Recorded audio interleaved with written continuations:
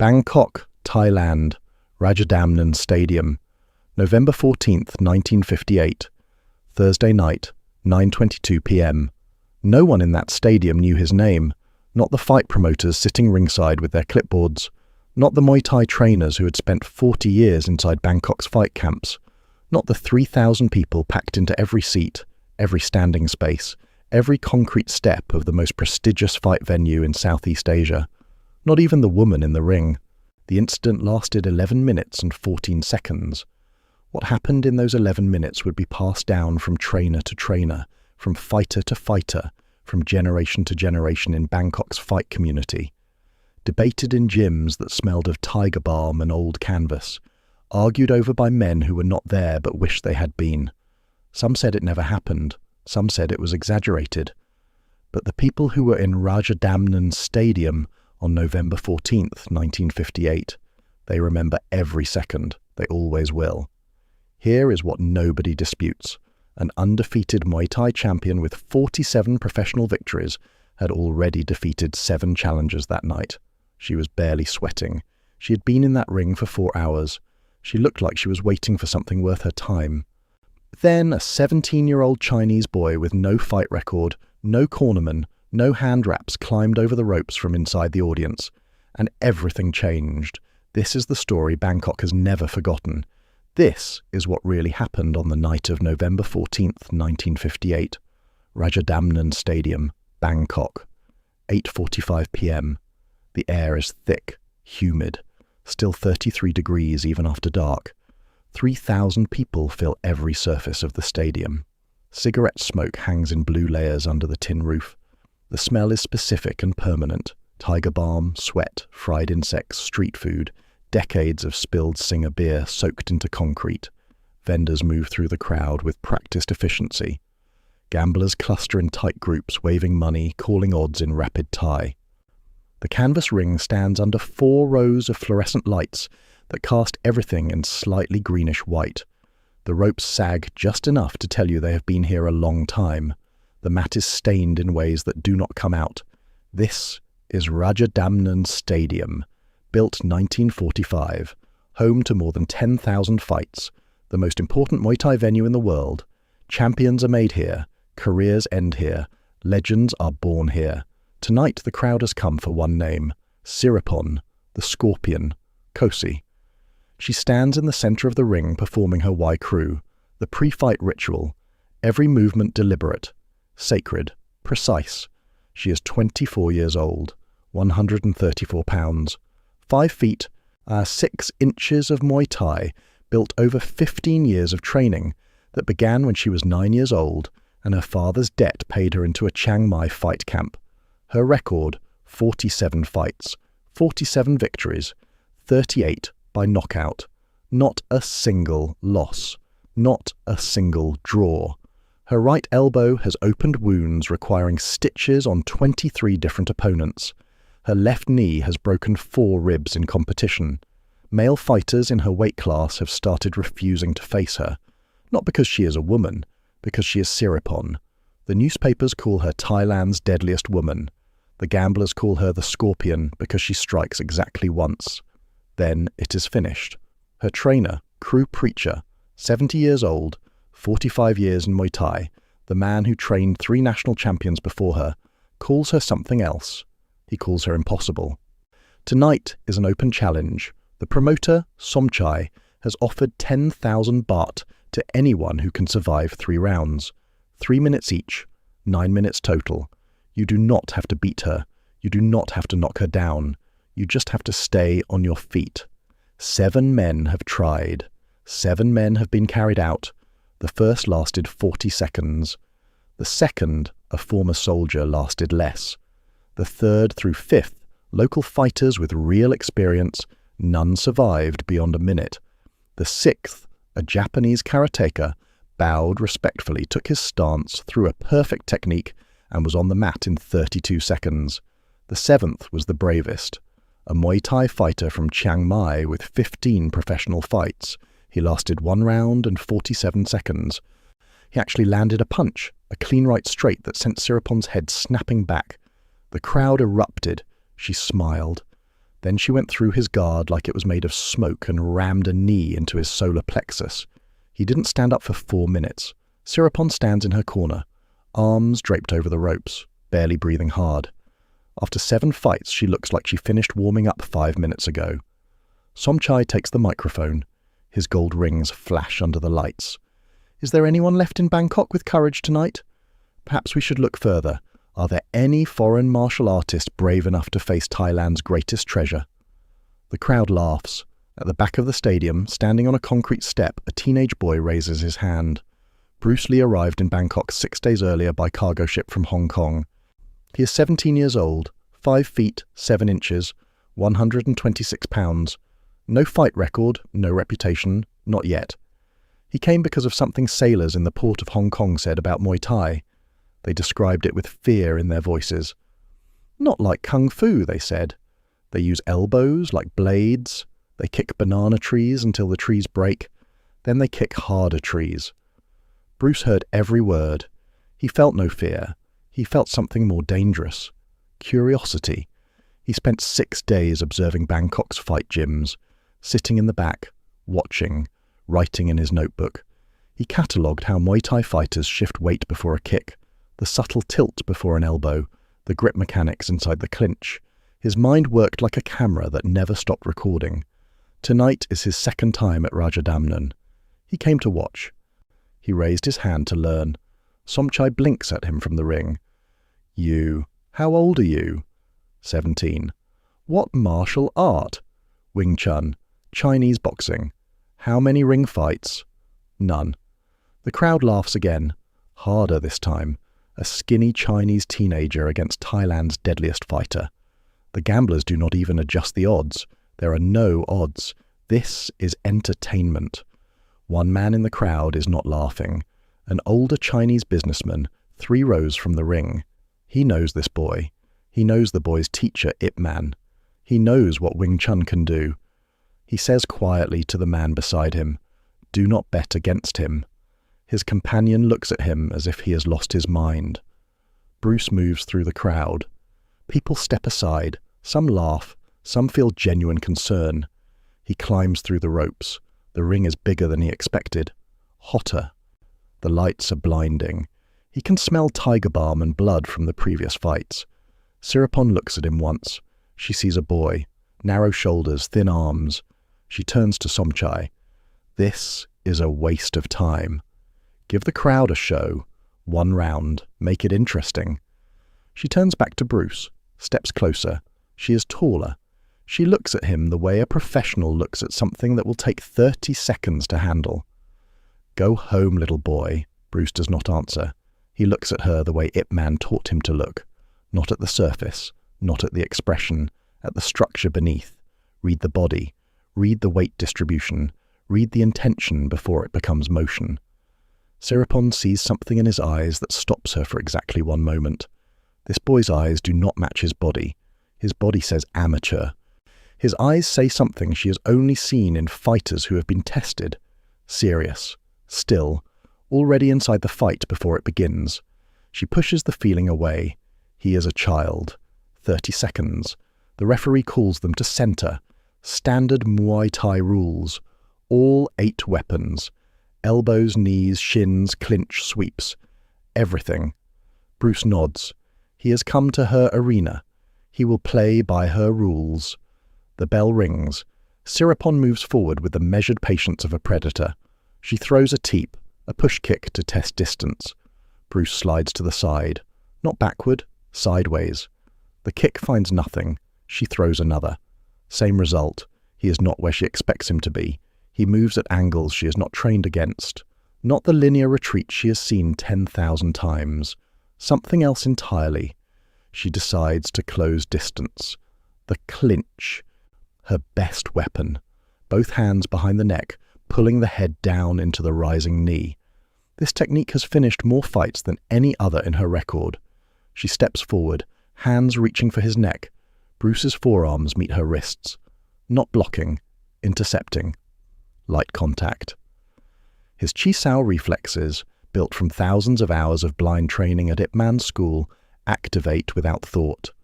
The moment her hands touch his forearms, His nervous system reads her pressure, her direction, her intention. Her grip closes on nothing. She reaches again. Again. Nothing. Every time she grabs, her hands find air. She steps back, rethinks. She launches her signature combination. Left jab to set distance. Right cross to raise the guard. Left knee to the body. The jab lands in empty space. Bruce has shifted his center line, and the cross passes his ear. He has leaned back exactly 2 centimeters. No more. The knee comes and Bruce does something no one in the stadium expects. He steps into it, into the arc where it has no power. His right hand fires a straight vertical wing Chun punch, stops 1 centimeter from her nose, pulled back, controlled, not thrown. The stadium falls silent. Siriporn felt the wind from that punch. 1 centimeter. Her nose would have been broken. The fight would have ended before anyone understood what happened. "What are you doing?" she says quietly. Bruce steps back, hands up, relaxed, alive. Her expression changes. The boredom is gone. Something else replaces it. Not fear. Siriporn does not feel fear. What she feels is respect. Involuntary. Dangerous. Real. She comes back harder. A right roundhouse kick, full power. Her shin, trained by years of kicking banana trees, swings toward his ribs. This kick has ended careers. Bruce's forearm meets it at an angle, not a hard block, a deflection. He absorbs the force diagonally and redirects it. His arm hurts. He files the pain away under later. Then he responds. His right hand fires a straight punch to her shoulder, not her face, not her body, her shoulder specifically. The punch turns her sideways, throws her off balance by exactly enough. She stumbles 2 steps. The crowd gasps. No one has made Siriporn stumble, not in 47 fights, not once. The bell rings. End of round 1. Bruce returns to his corner. No stool, no cornerman, no water. He stands there breathing steadily. His thigh throbs where her knee caught him during an exchange. She is strong in a way he has never encountered on the streets of Hong Kong. Her knee felt like a baseball bat wrapped in iron. He bends the leg, not torn. He looks across the ring. She is different now. The dismissal is gone from her posture. She is engaged, alert, genuinely dangerous. He recognizes the change. He has seen it in alley fights in Kowloon. The moment when a fighter realizes you are not what they assumed. The moment survival instinct replaces ego. That is when opponents become truly dangerous. Across the ring, Crew Preacher speaks to her urgently.